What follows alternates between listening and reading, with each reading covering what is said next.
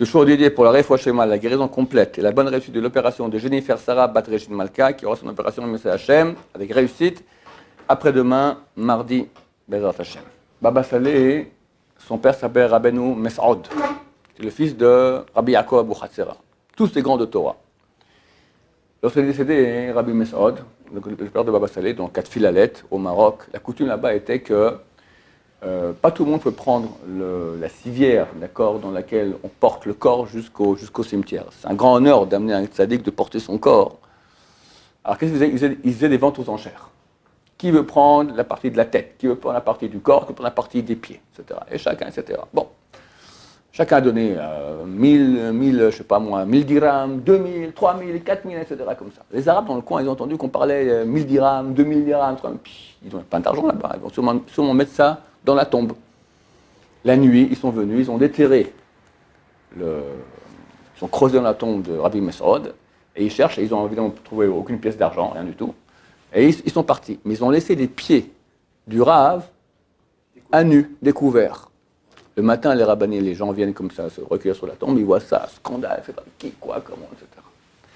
Le frère de Baba Saleh, donc le fils de Rabbi Mes'od, s'appelle Rabbi David, que Dieu venge son nom, qui a été tué à Kiddush Hashem par les Arabes du coin à l'époque. Ils l'ont mis sur un canon, ils ont tiré un coup de canon.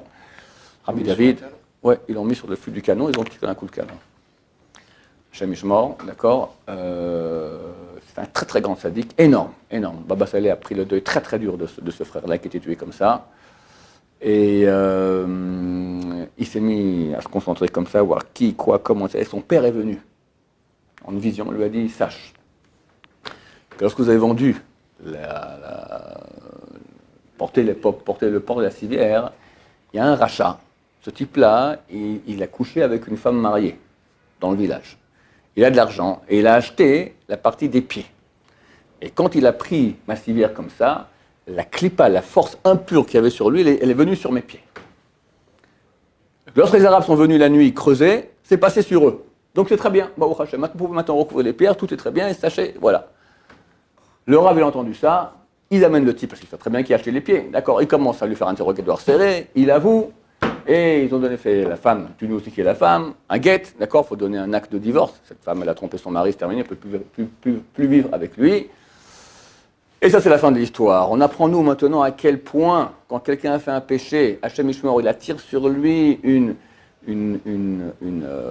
entité spirituelle mauvaise. Burk.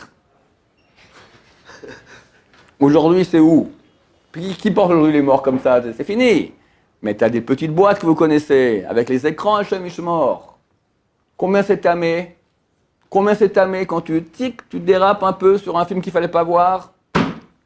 Ça mène pas des entités impures, ça? Qui cassent tout, qui bousillent tout. Heureusement que tu rigoles, hein? Il y a de quoi pleurer plutôt. Que Dieu nous aide à être saints, à faire tchouva sur tous les péchés, comme ça on recevra Mashiach dans la joie et la pureté. Amen et Amen.